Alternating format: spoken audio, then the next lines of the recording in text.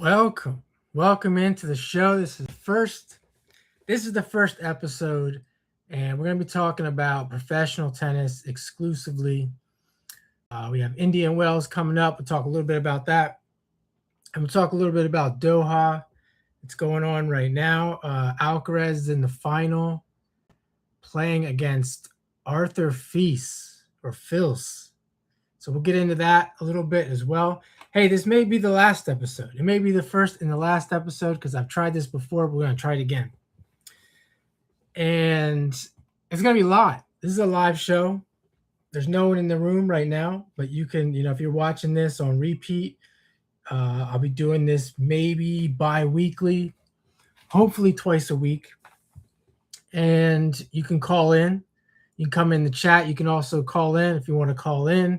You go to my Instagram. So we'll get into that, what my Instagram is. And you can call in the show and talk with me, ask me any questions, bring up topics, whatever you want. And we'll use Instagram for that. Like I said, I'm not hopeful for the live version because already we see people coming in, they're coming out. I don't know if my background looks like shit. I don't know if I look like shit. But we'll see. So let's get into it. Let's talk about Indian Wells. First of all, the draw's not up. The draw hasn't been posted yet. It's February 20th. It's Friday, February 20th. And the tournament starts on March 1st. Let's see if we can get the past champions. So past champions. Last year we had Jack Draper and Mira Andreeva. Jack Draper, who's currently, I don't believe he's playing right now. He defeated Holger Rune, who's currently not playing. And Andreeva defeated Sabalenka. So interesting on the men's side that two players that won are not even playing right now. And both of them, I believe, have been out for a while. Definitely Holger Rune's been out for a while. He's still going to be out for a while. Interesting. So I've never been to Indian Wells. If this show continues, I probably will at some point make it to Indian Wells. It's across the country for me. It's easily $1,000 trip, easily. And if you've been to Indian Wells and you're watching this, let me know down in the chat in the comments what your experience is like. I'm guessing it's a slow court. It's probably a grittier, slower court. Most of these courts, that's something I want to get into on this show. To really get into the details of the conditions and get to some of these tournaments. I mean, I've been to some of them. I really would like to play on the surfaces and get into how different these surfaces are compared to what your average everyday tennis player plays on their park courts, on their school courts, and even on the commercial club courts, because I know I guarantee you it's vastly different. So we'll get into that as well. In 2024, it's Swiatek. Swiatek won against Sakari. Sakari's kind of dropped off the face of the earth. Alcaraz was the winner against Medvedev. He won the year before as well. 2 years in a row, there was Alcaraz and Medvedev. And right back in a defeated Sabalenka. So nothing really crazy right now. We're going to get into some interesting stuff here as we look more at the past champions. Swiatek again defeating Sakari. So kind of a repeat of 2024. This is 2022. Fritz defeats Nadal. So we have not that long ago, 2022, less than 4 years ago, Nadal was in the final of a major tournament. And then we have Paula Badosa, Azarenka make an appearance not that long ago. Cameron Norrie, Basilashvili, which is he's kind of dropped off the face of the tour. Then we have Andreescu and Kerber, which Kerber's completely gone. And then in 2019, Dominic Thiem taking down Federer in 3 sets. Thiem defeating Federer. We have Osaka and Roger Federer losing to Del Potro. So we see the big three there, or two of the big three, Federer and Nadal losing three times there. We have to go back to 2017 for Roger Federer to defeat Wawrinka. That's what is that? 9 years ago. And then even Djokovic. We haven't seen Djokovic. 2016, Azarenka defeats Serena Williams, and Djokovic defeated Raonic. 10 years ago, Djokovic wins this title 2 years in a row, 3 years in a row. And then Nadal wins it in 2013. And Federer wins it in 2012. And then Djokovic again. So I'm not going to continue on there. Then it kind of gets, we see Djokovic, Nadal, Federer winning it a lot more. Getting back to the 2000s. So if you're watching, again, feel free to comment in the chat if you have any questions. We're talking about tennis today, this week. I'm also going to make this a call-in show. So if you're interested in that, you can call in on Instagram. Hopefully we'll get that going sooner than later. So that's Indian Wells. Of course, all the big players are going to be there.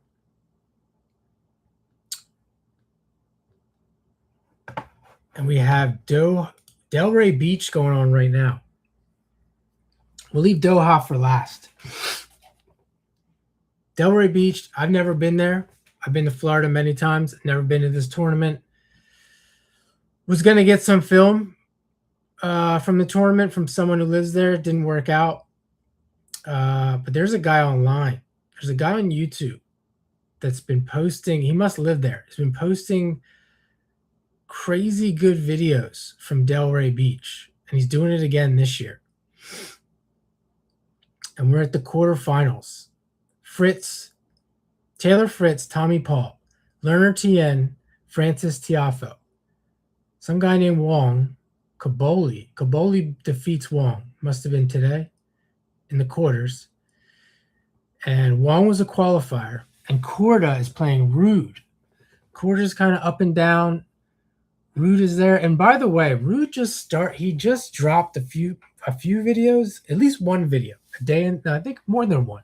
He started a YouTube video. And as a YouTube, I have to say, I have this competitiveness in me, even though there's really no shortage of views when it comes to tennis. It just really annoys me when these guys start channels, these celebrities, because they get the followers, they get the views, they're taking up space when they already are taking up space. And I'm not going to get too much into that rant. I don't think anyone really wants to hear that, but just a pet peeve of mine doing this. I mean, seeing it just never ends with these guys. Futures guys, college guys, they're everywhere. And yeah, so getting back to Rude, Korda, Kaboli's interesting. He's a little bit flashy. I used to like Rude. I really like Korda, but these guys are so boring. They really are extremely boring tennis players. And there's good reason for that. I do think there's good reason for that. Tiafoe, Tien, I think they can do a lot more. They can do a lot more than they're doing as the courts become slower, as they feel less pressure to win, because I think that's part of it. Everyone's trying to win and win only. Fritz goes the same thing for Fritz, Paul, all these players, extremely boring in my opinion. Doesn't mean I don't watch tennis, but I'd rather, for me, like take Delray Beach, for example. I need to have a big screen TV. I need to have it as close as possible, high definition, and maybe I'm going to get into it. And I'll really get into it if I was there. It's much different. It's much different if you're there. I can't really explain it unless you are, unless you've been there.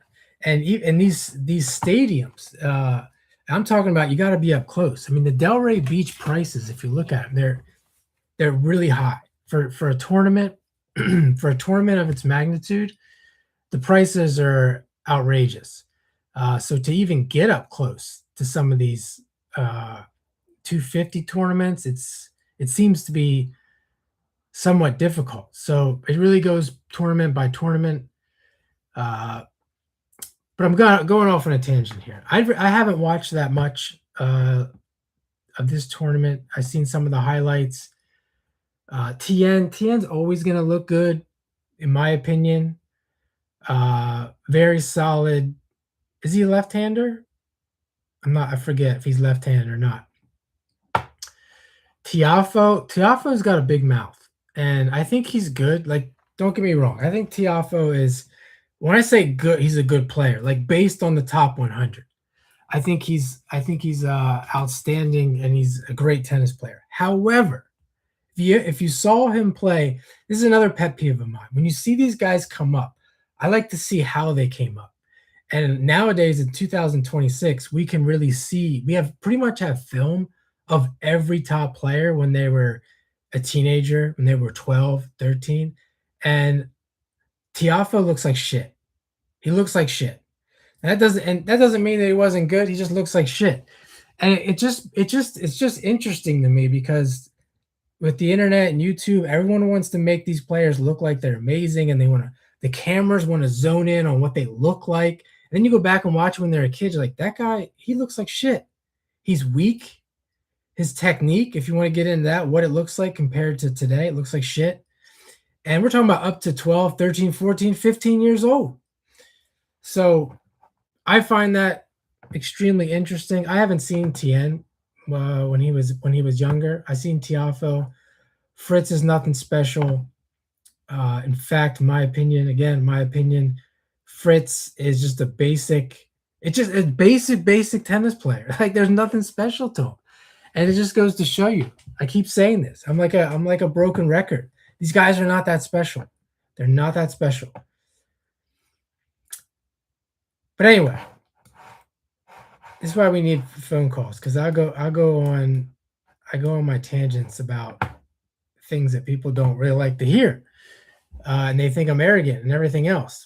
And that's why I really would love in the future. I would love to be on the court with these guys, uh, either filming or playing with them myself. Like I have hit with Bernard Tomic.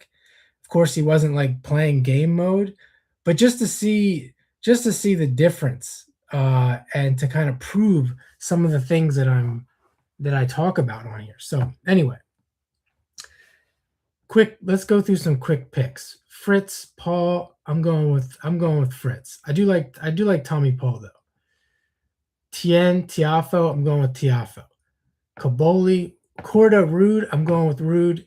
And Rude's so boring that he's just gonna hit Kaboli into unforced errors, and we'll be looking at Rude and Fritz in the final. That's my quick guess. All right, we got someone in the chat. Finally, someone gets the courage to say something in the chat on the landscape mode live. What about Ben Shelton? Didn't Ben Shelton just play Dallas? So we're gonna get out of Delray Beach. That's Delray Beach, the most expensive, insignificant tournament on the planet. And we're gonna get to Doha here. Let's go back to Dallas. Since someone's saying Ben Shelton. Ben Shelton defeated Fritz. Wow. So Ben Shelton, I did watch a little bit of that tournament. I didn't watch the final. Kind of surprised that Ben Shelton made it into the final and won the tournament. Early on, it was kind of shaky, but the matches that I watched. But I do think that's a good tournament. That's a good tournament for him. It kind of fits his personality. Dallas, Texas.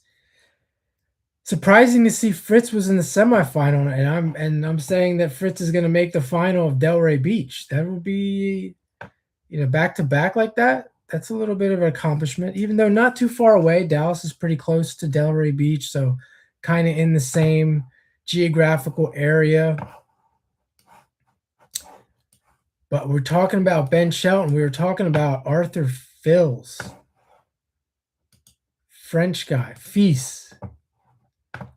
Let's go to that tournament, Doha.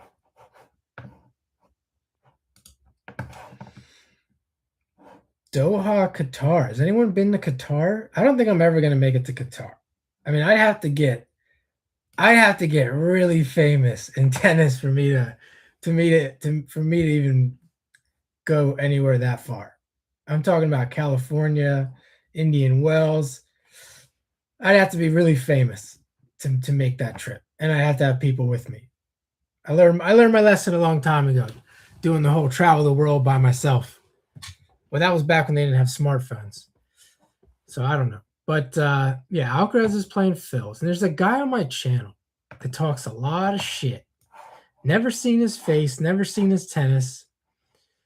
He talks a lot of shit, and he seems to like. He brought up Arthur Phils, asked me what I thought of his forehand, and I tell you what I think. I won't tell you what I think of his forehand. I tell you what I think of him in general. He's a big guy. What is he? 190 pounds. He's a beast, basically. So anyone like that with that type of athleticism and experience could play top tennis, in my opinion. That's the way I look at it. And if you have money and you know people, which obviously he does. So we got basically a battle of two heavyweights.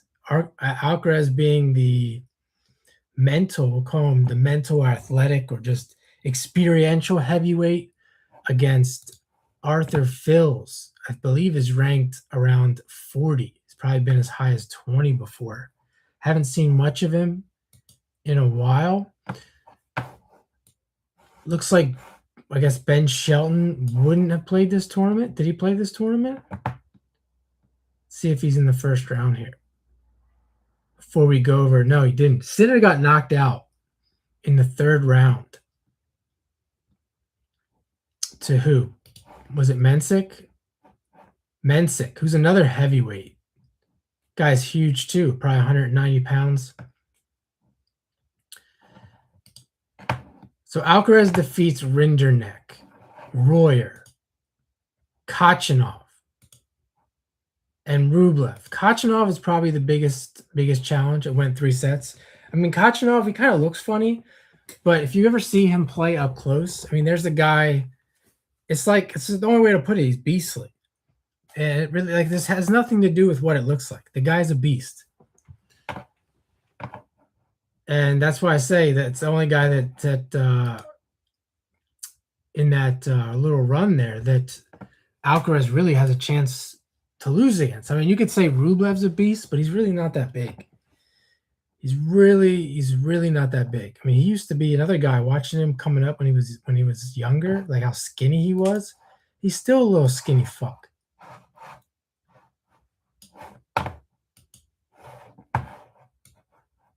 But to his credit, to be able to hit like that over and over and over and over again, I mean, that's pretty remarkable. Just mentally, that's pretty remarkable. Forget about physically. So that was Alcaraz's run. Let's check out Feast here. Feast. Where's he at? Brooksby played, lost in the first round. Perricard, lost in the first round. Not a big fan of Perricard. He can pretty much drop out of the top 100 for all I care. Where are we at? Oh, so Feast defeats Mach in 3 sets. Some guy named Matrazak, who's in the top 100. The way these guys go in and out of the top 100 just goes to show you. I mean, this really isn't something to aspire to be a professional tennis player. I mean, if you do, it's not a big deal. I mean, I would say a majority of people under the age of 30 can't do shit with their life anyway, so it doesn't really matter. But yeah, if you're joining us here, feel free to drop some comments or questions in the chat. This is a call-in show. I will be taking calls. Just to remind people that on my Instagram, I will not continue this show long time in the future without phone calls. So back to Feast. Then he played Hallis, which is his countryman. It was a lucky loser, which is kind of a gimme. To me, it's kind of a gimme. I mean, have you ever played people that you never played before? It's so much different than playing people that you already played, even just one time, or if you know them in person, which I'm sure these guys have hit many times before. Let's look at the head-to-head. They did.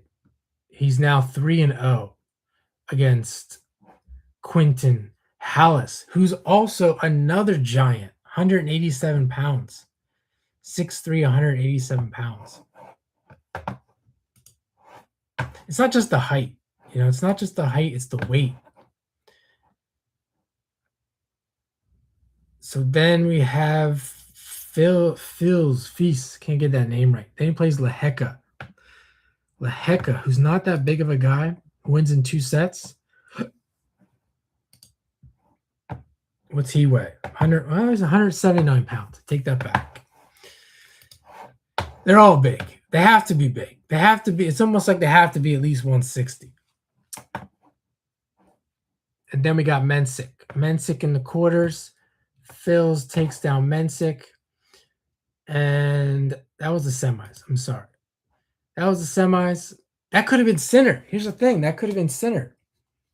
See, that's where luck, luck comes into this maybe a little bit. Like, did Phils get lucky having Mensik defeat Sinner, and then he gets to play Mensik, who just, not only that, just beat Sinner. So he potentially is going to be like a little bit drained, depending on, how his mentality is playing a guy like Sinner. Is he a guy that puts someone like Sinner on a pedestal? I don't know. But nonetheless, a little bit of luck for Phils. And now he plays Alcaraz. So that's Doha. My guess is Alcaraz will win. What's their head-to-head? 2-0 Alcaraz already. And Phils has taken a set on clay off of him.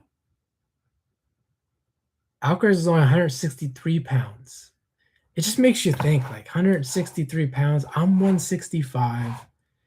I'm not that big, but I am 165. I mean, I tell you right now, it'd be interesting. It'd be interesting to hit with Alcaraz. Give me Alcaraz like 5 times. Let me play with him 5 times.